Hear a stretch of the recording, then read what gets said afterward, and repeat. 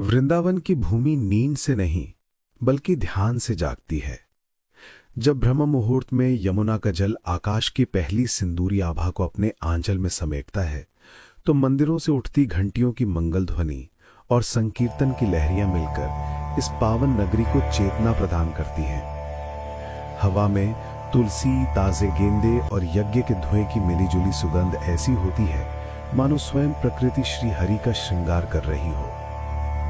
इसी आध्यात्मिक ऊर्जा से सराबोर एक संकरी गली में, जहां हर घर की दहली पर स्वास्तिक और राधे राधे अंकित था, केशव का छोटा सा समोसों का ठेला था।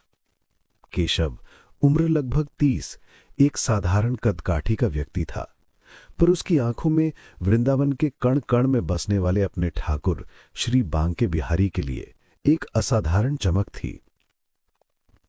वह बिहार के एक छोटे से गांव से यहां अपनी किस्मत आजमाने नहीं बल्कि अपने बिहारी जी की शरण में जीवन बिताने आया था। उसके लिए समोसे बेचना मात्र आजीविका नहीं बल्कि अपने आराध्य की सेवा का एक माध्यम था। वो मानता था कि उसके हाथ से बना हर समोसा किसी भक्त के पेट में जाकर प्रसाद बनता है।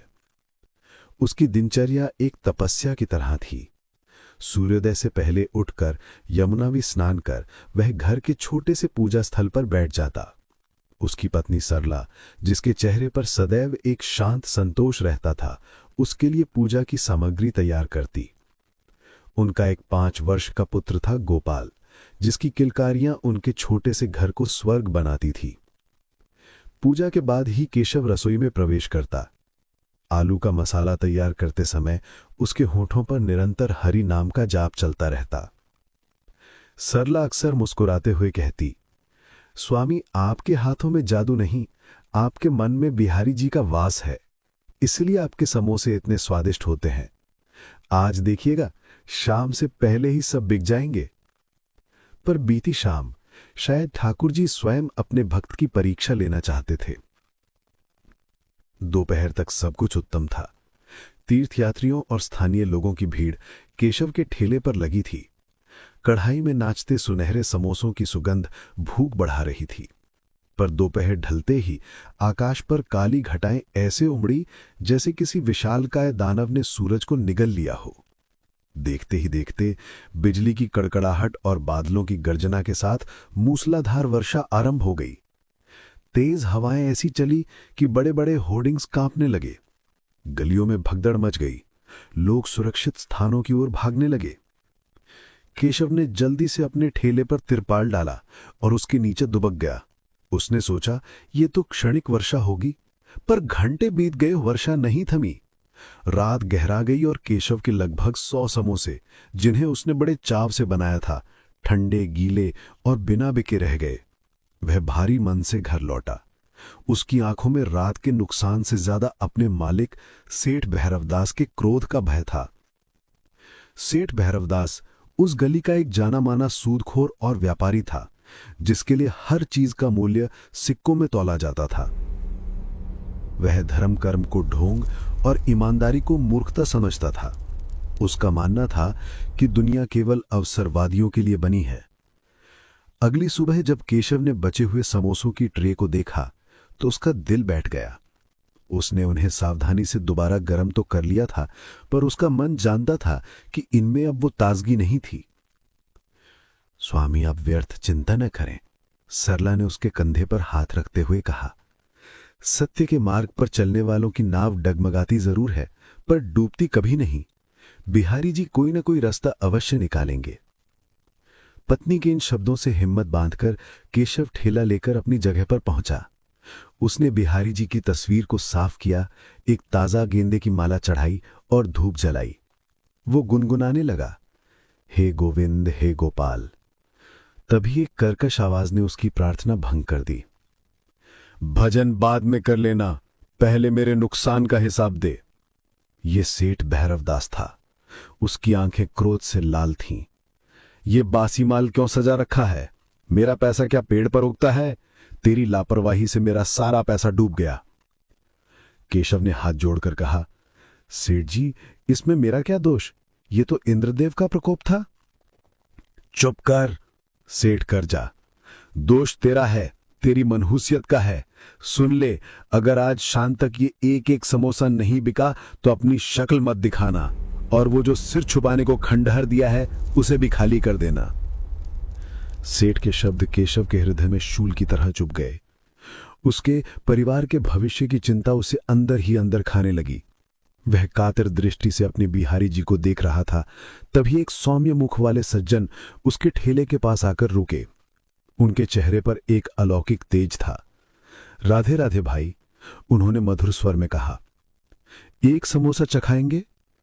केशव के मुरझाए चेहरे पर एक आशा की किरण कौंधी। उसने उत्साह से पत्तल उठाई। भाई, एक बात बताओ, ये ताजे तो है ना? मुझे एकदम करारे समोसे पसंद है।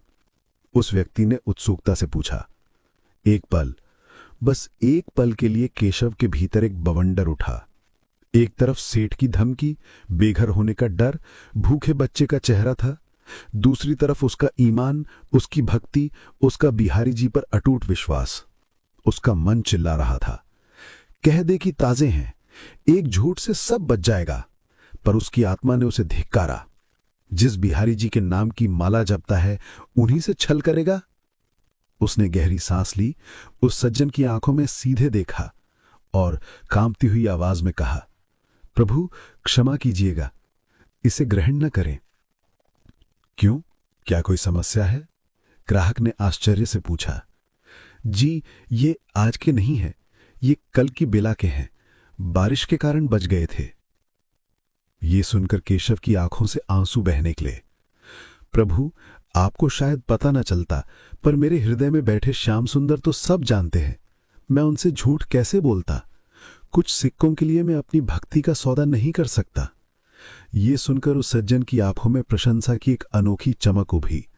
भाई, तुम्हारी सोच बहुत ऊंची है, कहकर वे मुस्कुराते हुए जाने के लिए मुड़े। अरे प्रभु रुकिए तो, मैं अभी आपके लिए ताजे आटे से नए समोसे बना देता हूं, फिर कभी, कहकर वे शांत भाव से चले गए। ये सारा दृश्य सेठ भैरवदास ने देख लिया था। उसका पारा 7वें आसमान पर पहुंच गया। मूर्ख, सत्यानाशी, अपनी ईमानदारी का चार डालेगा क्या? आए हुए ग्राहक को भगा दिया। निकल जा यहां से, अभी इसी वक्त। सेठ ने बेरहमी से केशव को ठेले से धकेल दिया। केशव के पैरों तले से मानो जमीन खिसक गई। वो हारा हुआ, टूटा हुआ, भारी कदमों से अपनी झोपड़ी की ओर चल पड़ा। उसने सरला को सब कुछ बता दिया। सरला ने इसकी आंखों में आंसू देखकर उसे गले से लगा लिया। आप हारे नहीं हैं स्वामी, उसने दृढ़ता से कहा। आप जीते हैं। आपने धन के ऊपर धर्म को चुना है। चलिए हम बिहारी जी के मंदिर चलते हैं। जिसने हमें इस परीक्षा में डाला है वही इससे निकालेगा भी।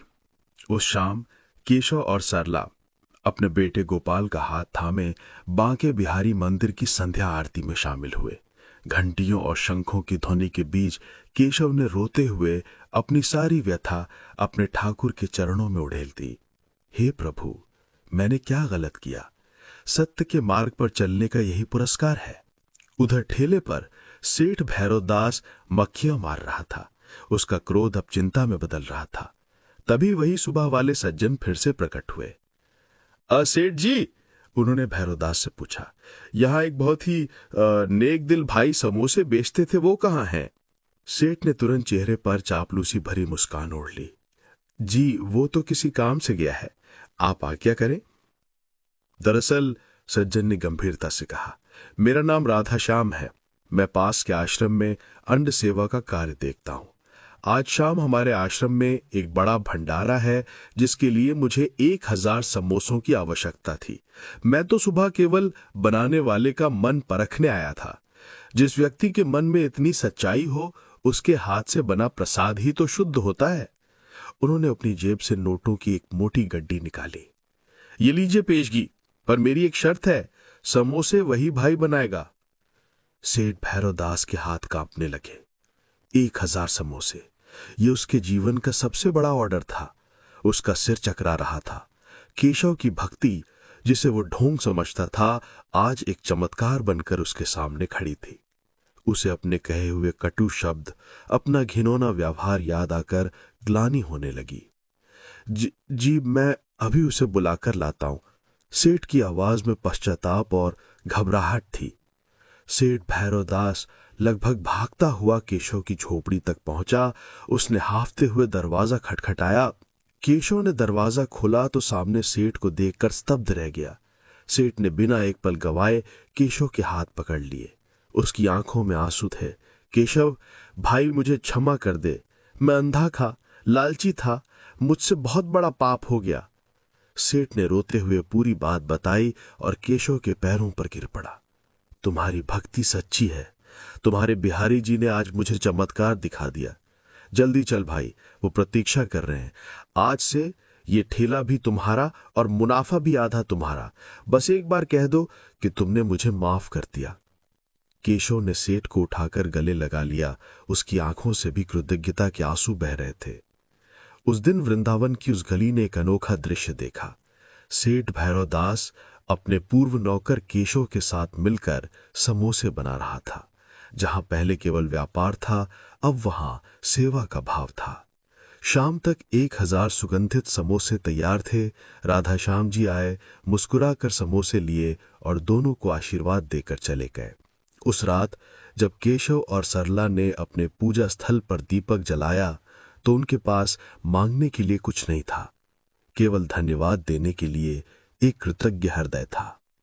सेठ भैरवदास का जीवन भी बदल गया था। उसने सूद का धंधा छोड़ दिया था और अब केशव के साथ मिलकर बिहारी जी समोसा भंडार चलाता था। उनके ठेले पर अब एक तख्ती लगी थी जिस पर लिखा था, यहां समोसे नहीं विश्वास मिलता है। और वृंदावन आने वाला हर तीर्थयात्री उस ठेले के स्वादिष्ट समोसों के साथ साथ सत्य और भक्ति की उस अनकही गाथा का स्वाद भी अपने साथ ले जाता।